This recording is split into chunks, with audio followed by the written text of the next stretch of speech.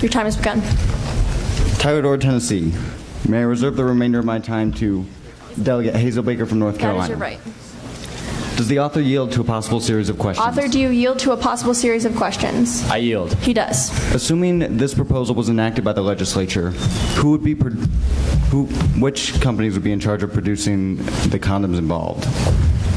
Madam Chair, that would be up to the school's discretion. I mean, the school gets a budget, and then they do with it what they want, and they interact with which companies they see fit.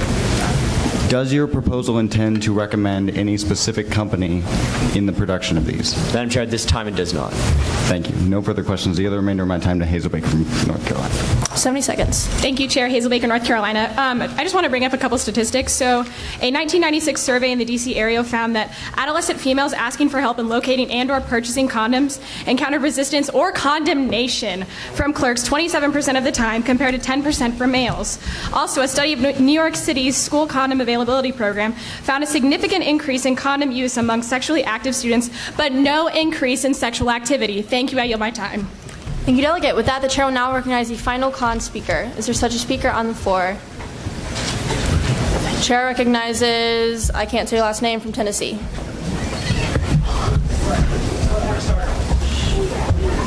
Delegates, please remain respectful. Alex from Cal State Delegation of Tennessee. May I reserve my right to yield the remainder of my time to Starkville from Florida? That is your right. All right. Ladies and gentlemen, although, as many people have said, I applaud the intent of the author to stop teen pregnancy, this is not the legal nor the right way to do it. Ladies and gentlemen, please listen to me for just 1 second. I know we have mentioned the Constitution multiple times, and I understand that might be getting boring. But the Constitution gives us much more freedom to discuss these things than we have ever had to be able to before. So I implore you to just listen to these cases real quick. The Supreme Court upholds that when it comes to contraceptives, it's the right of the parents to show the access to contraceptives to the children. They do not approve of states or official organizations coming into schools and mandating contraceptives being openly available. Supreme Court cases such as Meyer versus Nebraska and Pierce versus Society of Sisters tell that the parents have the rights to upbring their children and give them contraceptives. Parents can give contraceptives just as easily as the school can.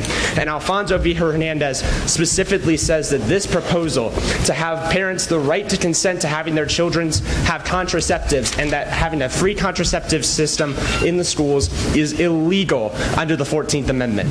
I applaud the author on their intent, and I really, really do. I think that this is a very serious issue, but this is not a legal way to solve it, and I implore you to try and fix this somehow. I yield the remainder of my time to Starkville from Florida. 30 seconds. Thank you, Chair and previous delegates. My name is Laura Sargent, and I am from Florida.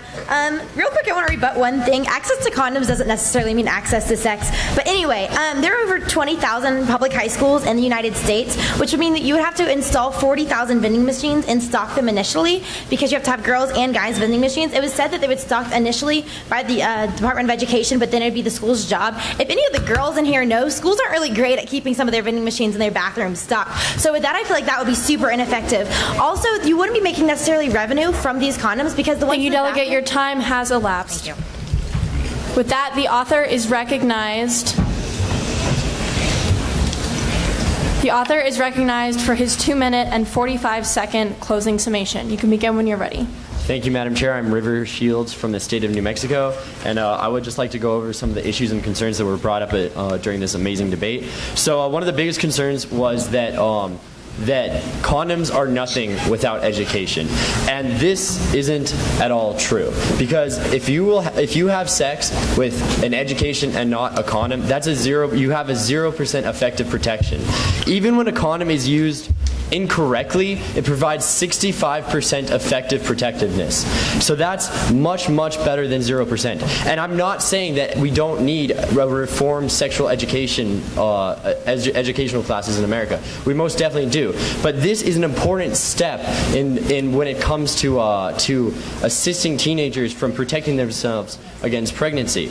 And condoms are a pretty simple form of birth control. It doesn't require an extensive amount of education to know how to use them properly, and condoms, and the condoms that will be used in this proposal will have directions written on the condom on how to specifically use them. And we can ensure that even if they're not entirely even if they're not 98% effective every time. If they are used, they're more effective than if no condoms were used at all. Another point was brought up that France's statistic was illegitimate because France is becoming a more and more religious country, and the United States is a seriously religious country, and yet we have some of the most staggering teenage pregnancy rates in the world. So there's definitely a disparity there that points to the fact that we need contraceptives. And then a lot of people were concerned that implementing condoms in educational systems would encourage sex. And firstly, there's statistical evidence that this simply is not true. There have been studies done that show that just simple access to condoms does not promote sex. If someone gives you a Band-Aid, that you don't go immediately get hurt. That's not how it works. It's just a protection method.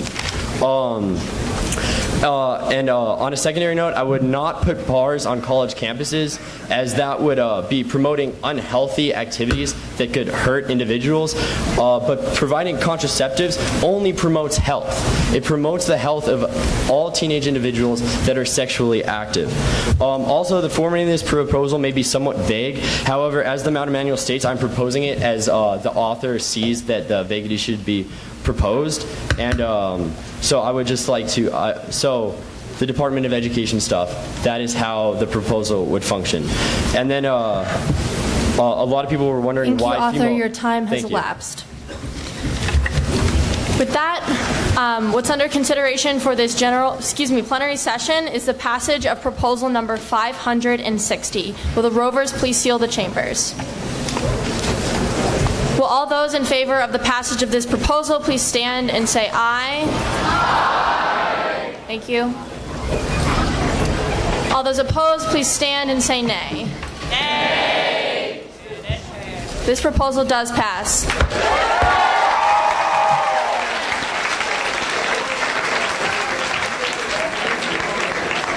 The chair is not in doubt.